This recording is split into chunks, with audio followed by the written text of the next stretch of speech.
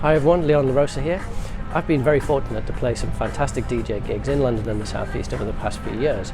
And after a gig, I always get messages through my social channels from other DJs asking me how to approach promoters. How did I actually land the gig?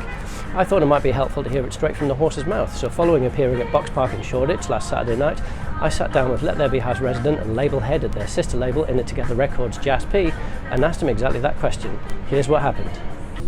This is Leon LaRosa. I'm here at the Citizen M Hotel, the lovely calm surroundings of the Citizen M Hotel in Shoreditch with Jas P. How you doing, Jas? I'm doing amazing, mate. And yourself? Good. To put it in context, we've just played over at Box Park for Let There Be House's regular residency there. The residency's been going on for how long? Just over a year. It's about probably 14, 15 months now. And how's it going? Is it regularly busy? Oh yeah, it's doing amazing. I mean, obviously we're in January now, so the past couple of weeks have been not so busy as you can expect. But otherwise, yeah, it's been amazing. We do once a month we do a all-day extravaganza there, where we're there from 2 p.m. till 11 p.m. So from basically start to close on the music front, and that goes off. Yeah, it's a really good vibe in there. And then it's generally terrace vibes, nice people grooving, eating their food, just having a couple of drinks and just vibing away. Fantastic. So how did you first get involved with Let There Be House?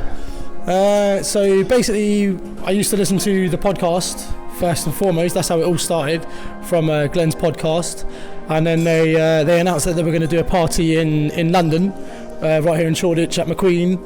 And I rallied the troops and I said, we've got to go to that party. So when we went there, and when we did, just being at the front, centre things, always got to give it full 10. And we just got to know the people that were there organising it. And then the next party we were there, met the same people. Next party again, and we just became really good. We became friends there. And then it got to the point where I was like, okay, so why don't we meet up outside of the party scene and get to know each other a bit better? And I just said, the next time we have a team meeting, we'll come over. So when I say we, I mean me, Aaron and Ash, who are now all team members. So I said, we'll come over and see you, and then we can just have a couple of drinks and get to know each other outside of the party scene. And we did that like a month or whatever it was after I said that. But the only thing is that I would mention is I'd been to the horses in the day, so I was at Ascot in the day, and you can imagine how merry I got during the day. So it was Prosecco or whatever, bubbles from 7:30 in the morning, etc. Yeah. And then by late afternoon we were in Wales, which is where they're all from. Most of them. And just went there and jumped on the decks, and they said, he's pretty good at DJing, so you can open up for us at our next party. Did that, and then when I was playing that party, it was, we'll sign you up as our resident. Because I always had like a love and passion for the label, and I was always saying to Glenn, in whatever capacity I can, I'll help. I'll go and fly for you in London. So that's the kind of that's what I was expecting. Yeah. Sort of just to go there and just just fly and just let people know, sell tickets, whatever, be on the door, help out on the door. But I just somehow was evolved into something much bigger than that. Yeah. And obviously that led to you being now label head in It Together Records. What are the challenges you face there? Being the actual label head, I'm like so underqualified for it. Come on, I think it was less than 3 years ago. I was just partying on the other side of the decks, and there was not really an ambition to get involved on this side of the way things are run in the industry. I mean, playing music. I love to play music, and I love feeling good when good music's played, and I love it when people reciprocate that when I'm playing the music and they give it back.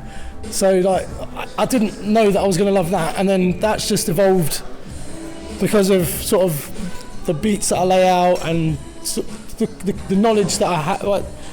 I say the knowledge that I have. I just love the music. Yeah. To some people it's knowledge, whatever, but I just love what it is, and I've got such an array of just beats that I play and that's basically what In It Together Records is everything else in house music that Let There Be House isn't. So it kind of just fit hand in hand and married up really well together. So is In It Together more the funkier, the deeper, the more techie? How would you describe the In It Together sound? Well, pretty much exactly that, to be honest. Not so much techie. I mean, it gets borderline there, but there's still a groove, there's still a soul, there's still elements there that, you know, just really nice vibes. And as you said, it's like disco, deep, funk, soul. If you listen to the back catalogue, you'll just hear exactly how broad a spectrum we put out on there, what the music that we put out on there is. So for any new producers, novice producers, even existing and established producers and DJs, what's the best way to approach In It Together or Let There Be House? You know, we're quite open. I mean, we support people that are just getting into the game. I mean, like take last year, for example, we've got tracks by DJ Dashcam, and that was like one of his first releases. I think he had one or two before, but in terms of the longevity of someone's career, that is the very beginnings of it. Got Lisa Jane, she'd had one or two releases before. DJ Queen Bee. So I mean, the door's open. We're never there just looking at sort of numbers and streaming. How are they going to do on the streaming? How are they going to do on the sales? First and foremost, it's good music, and that's what we want to be associated with. So as long as the music's good and that fits the ethos, and the person who's delivering it shows passion and they know what we're about. So like, I mean, we've had a couple of cases where people have just pinged across a SoundCloud link, no hello, no nothing, and it's just like, well, if you haven't taken the time to get to know us, then why have I got the time? Why should we take the time to get to know you? But I mean, for up and coming producers, I mean, even at the end of last year, I did I dedicated one of my podcasts, which goes out on Select Radio. It's the In It Together show. At the very last show of last year, it was actually dedicated to all the up and coming producers that I had featured on the show throughout the year. Yep. I mean, it was only an hour, but that's what I like to do. I like to do that week in, week out. So I mean, you've got your giant podcasts like your Defected, your this, your that, your Glitterbox, and obviously that. But they put out great music, and it's unbelievable. But I'd like to dig a little bit deeper.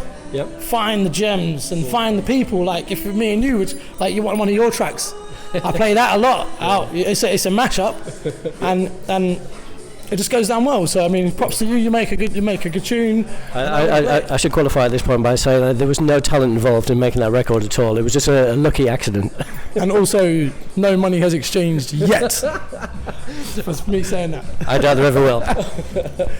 So overall, the doors at In It Together, the doors at Let There Be House are open.